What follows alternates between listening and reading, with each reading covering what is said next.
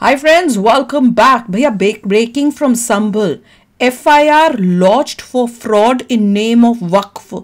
हुई चलो देखें, ये वक्फ बोर्ड ने बड़ा किया हुआ है, गंद मचाया हुआ है।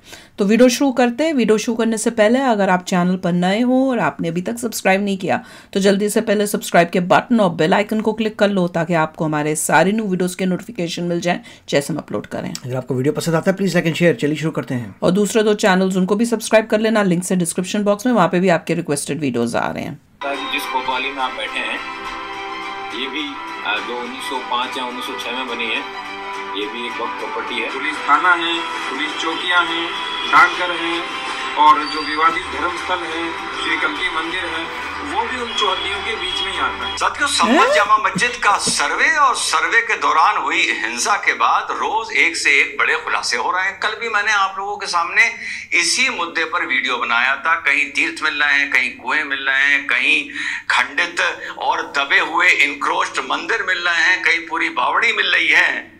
तो वहां पर कानून व्यवस्था बनाने के लिए कल भी हम लोगों ने इस पर बात की थी, एक चौकी का निर्माण किया जा रहा था।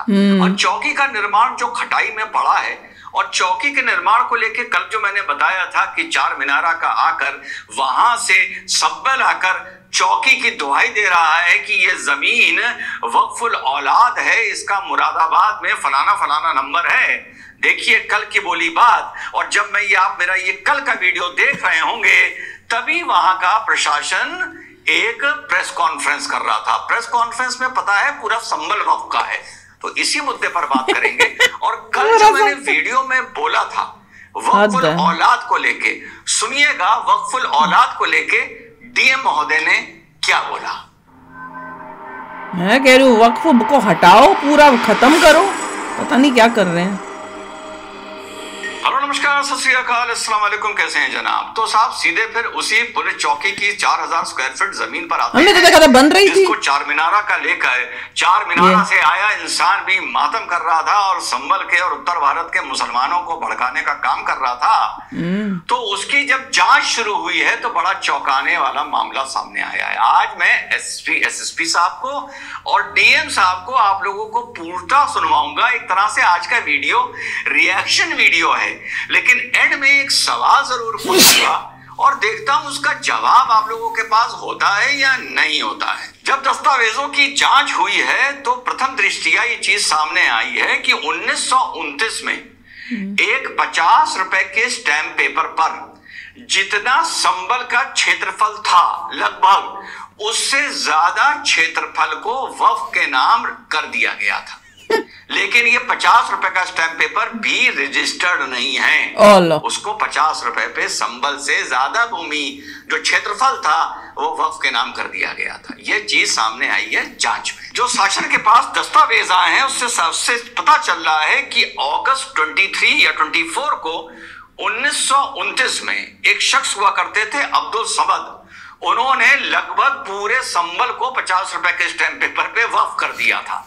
ये चीज सामने आई है। मना किया था बुलडोजर एक्शन को लेकर सुप्रीम कोर्ट ना जाओ। सरकार अगर तुम गलत हो तो सरकार को तुम्हें कहीं भी तोड़ना होगा, वो तोड़ देगी और संभल में सरकार ने तोड़कर दिखा दिया। मैंने बोला था ना, ये कूदो फांदो मत, हिंसा ना करो, कानून ना तोड़ो, कानून अपने हाथ में ना लो। यही सबसे अच्छा तरीका है एक समाज में अपने आप को सुरक्षित रखने का। तुम हाई कोर्ट चले गए, फिर लड्डू बांटने लगे, उसके बाद देखो संभल में बुलडोजर भी चला है और क्या क्या हुआ है, 1000 FIR हो गई हैं। और जिस भी यार मुसलमान भाइयों बुरा न मानना, मुसलमानों के मोहल्ले में रेड होगी वहां पर 2 नंबर के दंड बहुत निकलेंगे। लखनऊ में बिजली चोरी के मामले आए उन क्षेत्रों से जिन क्षेत्रों को मैं जानता हूं कि वहां पर बहुसंख्यक कौन है, और वहां पर 2 दिन पहले वही किस्सा हुआ है संभल का। वहां मारपीट शुरू हो गई और पथराव शुरू हो गया, और जो वहां पर रेडिंग पार्टी गई थी वो जान बचा के भागी। अब इसी में कोई टेढ़ा पुलिस अधिकारी पड़ जाता, इसी में वो लाठीचार्ज करवा देता, उधर से पत्थर चलने लगते, कोई कट्टा चलाने लगता, इधर से गोली चल जाती। फिर तुम कहते कि हिंदुस्तान में और उत्तर प्रदेश में योगी जी के शासन में हमारे ऊपर जुल्म हो रहा है। तो अपनी हरकतें ठीक करो, अपनी जो बाज आ जाओ। मन में चिढ़ और नफरत है उसको ठीक करो। शासन प्रशासन तुम्हारा नुकसान कर ही नहीं सकता मेरे भाई। और इस मजेदार खबर के साथ साथ एक और मजेदार खबर सुन लीजिए। लेटेस्ट फिगर सामने आ गया है। मिशन भारत में आप लोगों का कंट्रीब्यूशन आया है 11,87,601 रुपये। मिशन भारत का 1 सितंबर को जो कंट्रीब्यूशन खुला था, 1 सितंबर से लेके 2 जनवरी तक का statement already, balance sheet audit के बाद नहीं, ऑडिट से पहले 2 जनवरी तक का मिशन भारत .info पर अपलोड हो गया है। इस तरह आप जब मिशन भारत .info पर जाएंगे आपको मिलेगी ट्रांसपेरेंसी, और उसमें जब आप उसको खोलेंगे तो ऊपर आपको ये फ्लैश करता हुआ मिलेगा। आप इसको डाउनलोड कर लीजिए, जितना भी स्टडी करना है इसको कर लीजिए। कोई सवाल हो तो मुझसे मैसेज में पूछिएगा, मैं आपके कमेंट को पिन करके आपका जवाब, किसी भी एक्सपेंडिचर नहीं किया है, ताकि क्या करना है जैसे मैं शुरू एक में हम उसके अलावा नहीं 35 तो में ये साफ हो रहा है कि 1929 में 4 स्क्वायर किलोमीटर का एरिया पूरा अब्दुल समद नाम के बंदे ने वक्फ के नाम कर दिया था। जांच में यह भी पता चला है कि 1905 में जो संबल की कोतवाली बनी थी 1905 में, तो जो 1929 का जो एक 50 रुपए के स्टैम्प पेपर पे जो प्रॉपर्टीज लिखी गई थी, अभी मैं बताता हूं, मैं क्या बताता हूं, अभी आपको डीएम साहब ही बताएंगे कि वो कौन कौन सी प्रॉपर्टीज थी और एसपी साहब बताएंगे। उसमें 1905 में जो कोतवाली संबल बनी थी उसको भी दिखाया गया था कि वो वक्फ की संपत्ति पर बनी है। 1905 की पूरा भारत ही वक्त की वो संपत्ति में बना हुआ है, किए गए हैं। उसमें एक और चीज सामने आई है साथ पागल कि इस पूरे इलाके में लोगों के निजी मकान बने हुए हैं और बहुत से धार्मिक स्थल भी इन्हीं जगहों पर आते हैं। इसी जो भी चौहद्दी दी गई है वक्फ की 4.25 स्क्वायर किलोमीटर की, उसमें धार्मिक स्थल भी आते हैं और लोगों के निजी मकान भी उसी क्षेत्र में आते हैं, उसी क्षेत्र में आते हैं। इसके अलावा जो दस्तावेज सामने आए हैं उसमें शेरू सराय से लेके आलम सराय तक 48 बीघा जमीन, जिसमें फिर से दोहरा दूं, लोगों के निजी मकान भी बने हैं, धार्मिक स्थल भी हैं, हिंदू या सनातनी धार्मिक स्थल भी हैं, वो भी इन दस्तावेजों के आधार पर वक्फ की वक्फुल औलाद दिखाई जा रही है। 48 बीघा जमीन संबल की। और इसके अलावा जो ये वक्फनामा है ये रजिस्टर्ड नहीं है, और संबल का जो डाकघर है, संबल का डाकघर भी वक्फ की प्रॉपर्टी के नाम से उसमें दर्शाया जा रहा है इन कागजों में, जो रजिस्टर्ड नहीं है। और 50 रुपए के स्टैम्प पेपर पर ये बिना रजिस्टर्ड या लीगल कैसे। 1929 को मोहम्मद अब्दुल समद निवासी मोहल्ला कोट संबल है, उस समय जनपद मुरादाबाद था, उनकी ओर से एक अनरजिस्टर्ड वक्फनामा सामने आया है। उसमें क्रम संख्या 1 से 20 तक जो संपत्तियां हैं उनका भौतिक निरीक्षण और अभिलेखीय परीक्षण त्रिसदस्यीय समिति ने किया है, जिसमें हमारे यहाँ के एसडीएम, सीओ और यहाँ के ईओ तीनों लोग थे।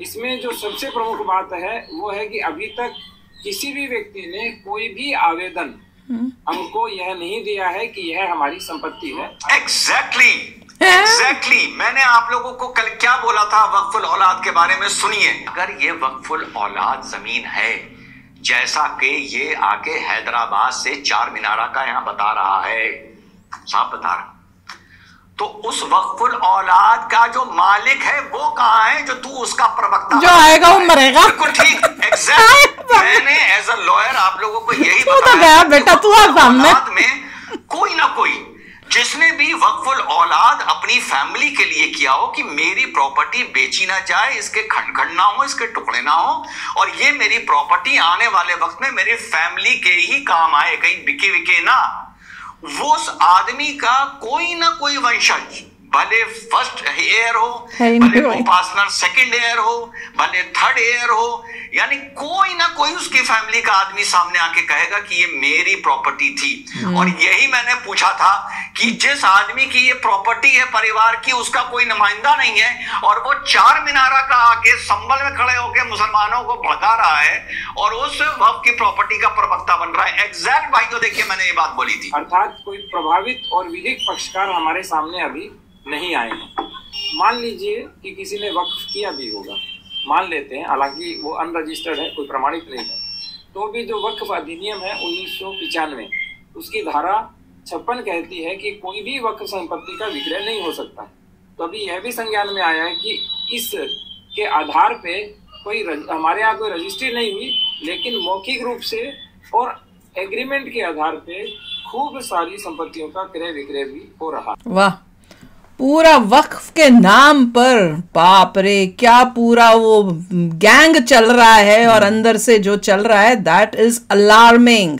हंस तो रहे हैं हम, पर देश के लिए मैं तो ये सोच रही हूँ एज अ कंट्री क्या हो रहा है देश में, और कोई लॉ एंड ऑर्डर नहीं है इनको कंट्रोल करने के लिए, और कितने सालों से चल रहा है। ये तो अब पता चल रहा है चाहिए। मोदी जी को सबसे पहले चाहते थे करना अमेंडमेंट, मैं तो कह रही हूँ take it off, there should be no Waqf board, there is nothing like this. इसको सारा निकाल के बंद करके बैन कर देना चाहिए, और मोदी जी को सबसे पहले ये फर्स्ट प्रायोरिटी होनी चाहिए अपने देश को बचाने के लिए।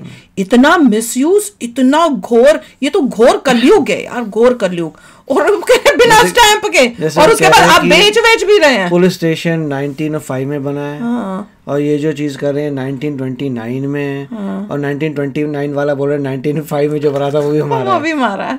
हद है। और मजे की बात है किसने बेचा किसी को पता नहीं, किसको दिया था, कौन ओनर है पता नहीं, को सामने बेटा तू आ तो सही, तेरा तो किसने बनाया था कोई तो आओ। ये तो गए बेटा, पर एटलीस्ट मैं तो कहूंगी ये न्यूज सुन के लोगों की आंखें तो खुल रही हैं कि देश में चल क्या आ रहा है। This is so shocking. जज ने भी कहा था कि धीरे धीरे क्यों लेते हो, पूरी इंडिया को ले लो। याद है मुझे, वो तो गुस्से में धीरे धीरे एक चीज लेते हो पूरी इंडिया ले लो, तुम्हारा खत्म। तो चलो यार, अभी शेयर करना अपने थॉट्स। चलते हैं, मिलेंगे नेक्स्ट वीडियो में बहुत ही जल्द। Till then take care and bye bye. तो अगर आप मेरे इस चैनल पे नए हो तो जल्दी से सब्सक्राइब के बटन को हिट करो और बेल आइकन को क्लिक करो, ताकि आपको मेरा जब नया वीडियो मैं लगाऊं आपको उसके बारे में जल्दी से पता चल जाए।